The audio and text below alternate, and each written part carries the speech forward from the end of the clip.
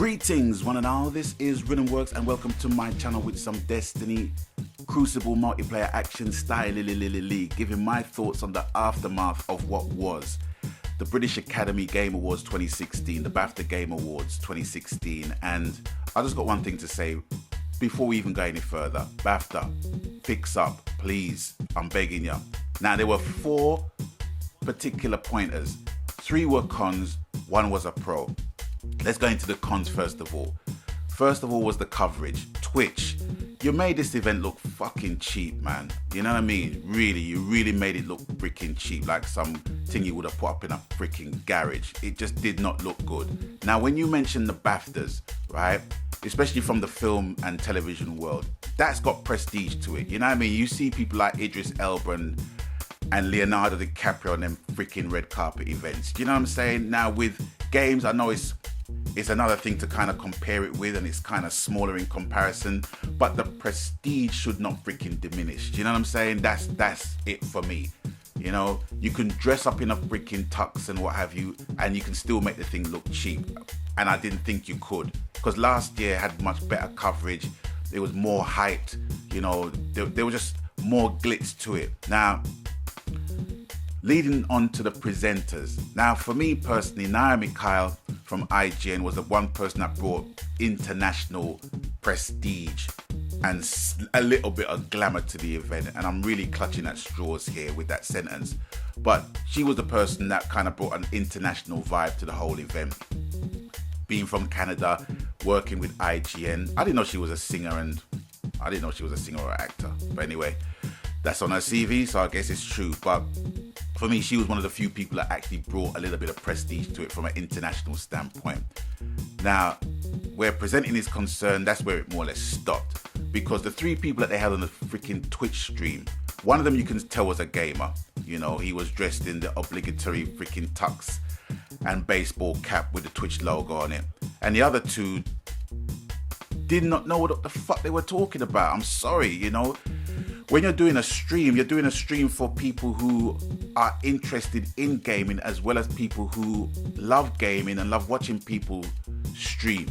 You know what I mean? And you need to have a balance of people that know what the fuck they're talking about. And for one example, one of the girls was basically asked which games do they think should win for best art direction. And before she said, well, you know, I haven't really played much of the other games, so I'm not really an authority to tell you in relation to art direction which game should win and kind of style it out. She just said, no, let's skip it.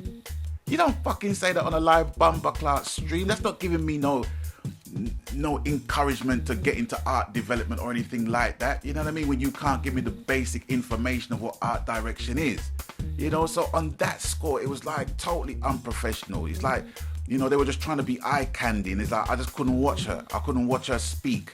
She had a weird accent that didn't make sense to me. And second of all, in relation to the presenters, when the winners were basically announced, I couldn't hear them, because usually you get a voiceover saying, well, this company was formed in 1989 and blah, blah, blah, blah, blah, blah, blah. I couldn't even hear them. I could not hear them. Do you know what I mean? They were totally muffled. And you can tell that they were reading the shit as well. It was just totally unprofessional for me. Now, the third con kind of equates with the pro to some degree. So I have to give the pro first. Now, the pro was the winner. One winner.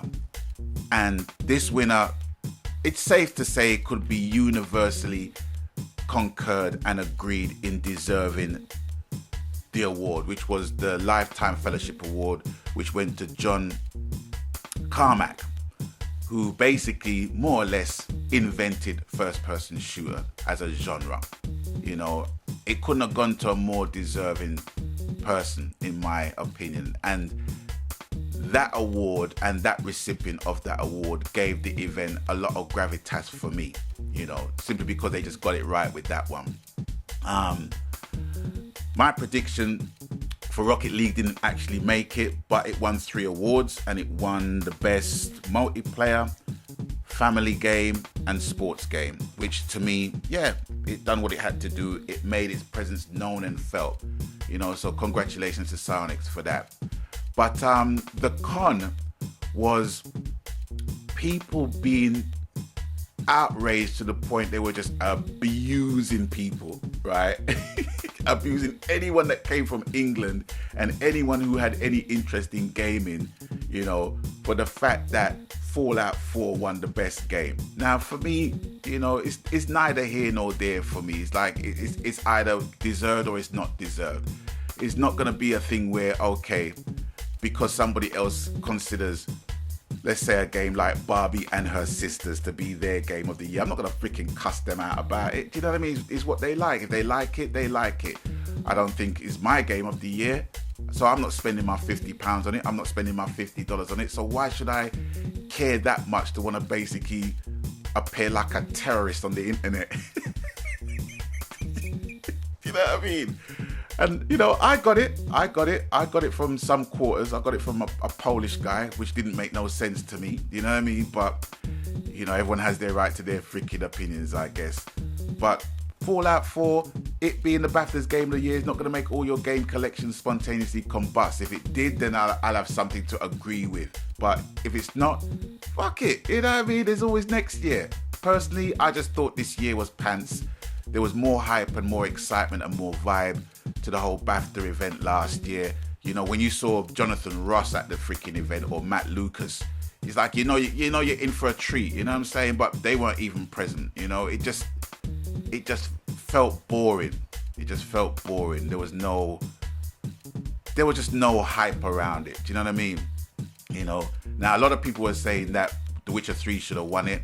It's not a game that I've played, so, you know, I can't tell you either way based upon my lack of experience of playing the game whether it should be. But my ear to the ground is saying that a lot of people are saying that Witcher 3 should have won it. But I still stand by my original prediction. You know, I really hope that Rocket League would win it rather, simply to give an independent development stance a higher level of stature.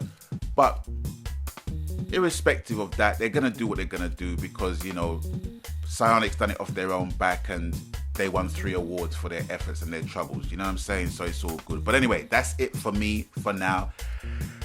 And as always, you done know the coup, whatever the game, media, format, genre, happy gaming, because that's what it's about, ladies and gentlemen, boys and girls, brothers and sisters, really and truly. You know what I mean? Whatever your game of the year is, let it be your game of the year. You know, the BAFTAs, whatever their game of the year is, that's their decision. You know what I'm saying? It's not going to stop you buying games that you think should be the game of the year, or it's not going to stop you playing games that you consider the game of the year. It's just their freaking opinion, like everyone else's. You know what I mean? But anyway, that's all for me for now. And until I catch you guys on the next one, please stay blessed. Magan.